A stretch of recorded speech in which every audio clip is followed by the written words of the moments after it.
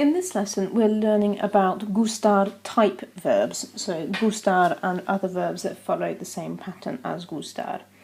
Now, firstly, you have to be really careful with the verb gustar because it fits in a particular group of verbs called indirect verbs, also known as double object verbs, which means it's not used in the same way as we use the verb to like in English. Now, you'll probably remember a lot of this from GCSE. We need to go back over it a little bit and add some extra information for you.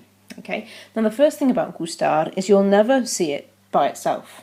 Okay, unless you're looking at it as the infinitive, gustar, to like.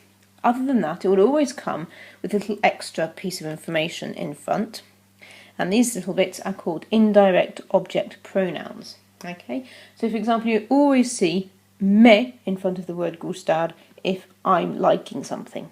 Okay, no matter which tense it's in. So, me gusta el español. I like Spanish. Okay, if you were liking something, it always comes with te in front of it. If he or she is liking something, it's le. If we are liking something, it's nos in front.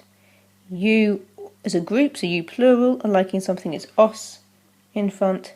And finally, if they are liking something, les goes in front. So les gusta, they like.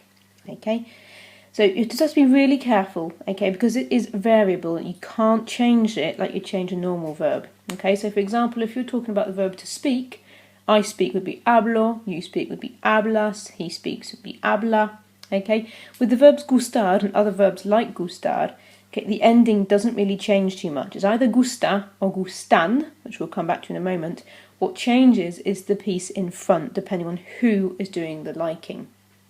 Sometimes you might want to put special emphasis on the person who's doing the liking, okay, and to do that we add a little piece of information in front.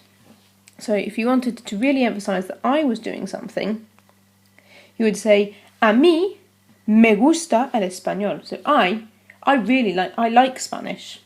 If you wanted to say, you're asking someone a question, you want to make it obvious you're asking them, you could say, a ti te gusta el español? Do you like Spanish? And so forth. So a él, a ella, a usted, a nosotros, a vosotros, a ellos, a ustedes. Just worth pointing out here, for those of you who haven't met usted before, usted is just the formal way of addressing people. So if you didn't know them or they're in a particular high position of power, we will come back to this again, but just in case you're getting a little bit confused. So an example for you, a ti te gusta esta música, pero a mí no. So you like this music, but I don't. Okay, you can see how I'm emphasising it. Also, if you wish to use the person's name, it is absolutely vital that you put an a in front of it. Okay, you must always do this. A Pedro le gusta jugar al tenis. Pedro likes playing tennis. I know it makes no sense in English when you translate it, but you must be putting it in. Okay, this is called the personal a. Okay, so moving on down a little bit then. Okay, the final thing we need to be talking about is, remember, if the object you're talking about, okay, in other words, with gustar, the object you are liking, whatever it is you're liking, if it's plural, so there's more than one of it, the gustar must take an extra n. And this is the only time that gustar changes, okay, in the present tense. So, for example, me gusta el fútbol, I like football, but me gustan, the extra n, las hamburguesas, because there's more than one of it.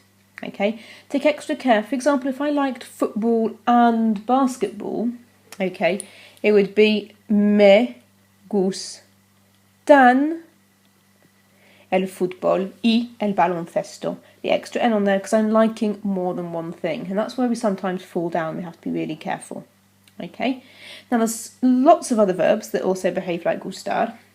Here are some. We've got me gusta, me queda, how much you've got left, me encanta, I love, me duele, something hurting you, me interesa, I'm interested in, me falta, I've got missing, falta, there's something missing or lacking, me chifla, I really like, me mola, I like very much. Okay, and there's loads more you've probably met before. For example, me molesta, Okay, mi irrita. There's lots and lots of others.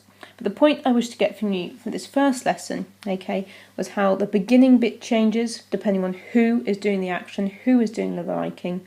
And in the present tense, remember that you have to change the ending slightly if you're liking more than one thing. Okay, hopefully that makes some sense. If it does, have a go at some of the activities below, see how you get on. Any questions, drop me an email or ask me in class. Hasta luego!